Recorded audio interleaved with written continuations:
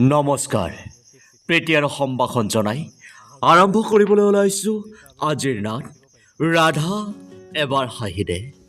এই বিশেষ নাটখনিক মঞ্চলৈ আদৰি আনিব এখনি উদ্বোধনী গীতিনাচ নাটিকা। এয়া হৈছে সমন্বয়। পাহৰি নাযাব ৰাইজ, মাত্ৰ এতিনিশা কাৰ্যসূচীৰে আপোনালোকৰ সন্মুখত আহি পাইছেহি সমন্বয় মিনি থিয়েটাৰ। সেয়েহে যোনে য'ত আছে অতি শীঘ্ৰেই আমাৰ থিয়েটাৰ প্ৰেক্ষাগৃহত আহি আজিৰ নাটখন উপভোগ কৰক আৰু মনোৰঞ্জন কৰক। ধন্যবাদ। ৰ'ব ৰাইজ, ইতিমধ্যে আমাৰ নাটক আৰম্ভ হৈ গৈছে। মাজতেহে মই অলপ ভিডিঅ' ক্লিপ কৰিলোঁ, তাৰে এটা দৃশ্যাংশয়া। এইফালে সন্মুখত নাটক চলি আছে আৰু পিছফালে আমি এইবিলাক কৰি আছোঁ আৰু কিয়নো আজি আমাৰ কাৰণে এটা বিশেষ দিন। সুদীৰ্ঘ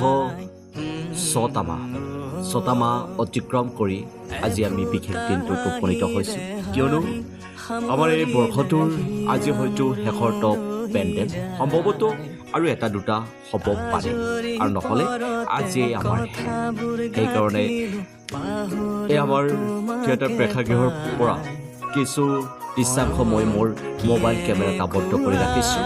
এয়া আমাৰ নাটক শেষ হোৱাৰ পিছৰ দৃশ্যাংশ। আমাৰ দাদাসকলে এই মঞ্চৰ বস্তুবোৰ সামৰিব ধৰিছে। এয়া হৈছে আমাৰ শ্ৰদ্ধাৰ আজিজুৰ ৰহমান ডাঙৰীয়া। তেখেত হৈছে আমাৰ এই নাটকখনৰ প্ৰযোজক, মুখ্য প্ৰযোজক, আৰু লগতে তেখেতে এটি অভিনয় কৰিছে। অভিনয়টো হৈছে যিজন ড্ৰামা এক্টৰ, সেই ড্ৰামা এক্টৰৰ কেৰেক্টাৰটো তেওঁ কৰিছে।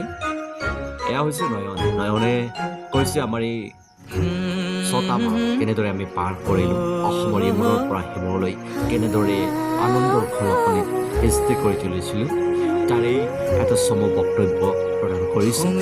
ভাল লাগে দিয়কচোন, এনেদৰে সুখে দুখে তিতা মিঠা অভিজ্ঞতাৰে পৰিপূৰ্ণ এখন সমাজ। এই পৰিয়ালবৰ্গটো আজি ছটা মাহ একেলগে থাকিলে আৰু ছটা মাহৰ পিছত আজি আমাৰ শেষৰ তলিত। এয়া হৈছে ভৱেশে মানে শেষৰ পৰ্যায়ত আহি পাইছিলে, কিয়নো আমাৰ মালিক বিশেষ অসুবিধাবশতঃ তেওঁ কেইটামান পেণ্ডেল কৰিব পৰা নাছিল, আৰু তেওঁ নোৱাৰা কেইটা পেণ্ডেলত তেওঁৰ ৰোলটো মোক দি দিছিল আৰু মোৰ ৰোলটো এই ভৱেশে কৰিছিল। এয়া হৈছে বিনয় আৰু হৈছে প্ৰণৱদা। এয়া হৈছে আমাৰ ৰান্ধনী দল। পাকঘৰত তেওঁলোকে খাবলৈ ওলাইছে, মানে কমিটি দি যোগাৰ কৰি দিয়ে পাকঘৰত খাবলৈ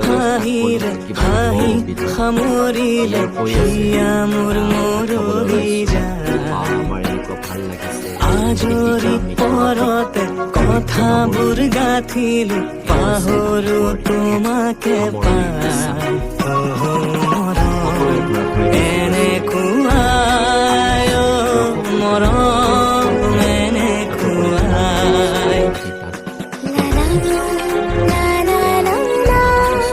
বুজিলো মৰম, এনেকুৱাই।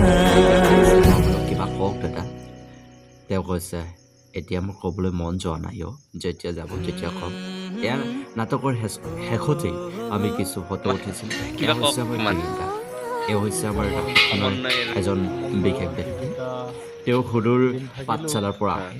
তেওঁ নহ'লে হয়তো আমাৰ নাটকখন কিছু ক্ষেত্ৰত আধৰুৱা হৈ পৰিব, গতিকে তেওঁ আমাৰ কাৰণে এক নমস্য ব্যক্তি। এনেদৰে অৰ্তৰ পৰা মানুহবোৰ পদ খাই পেলাই আমি এখন পৰিয়াল হৈছিলোঁ আৰু ভাল লাগিছিল। এনেদৰে তিতা মিঠা অভিজ্ঞতাৰে পৰিপূৰ্ণ। সঁচাই এই পৃথিৱীখনত যথেষ্ট পৃথিৱী আছে।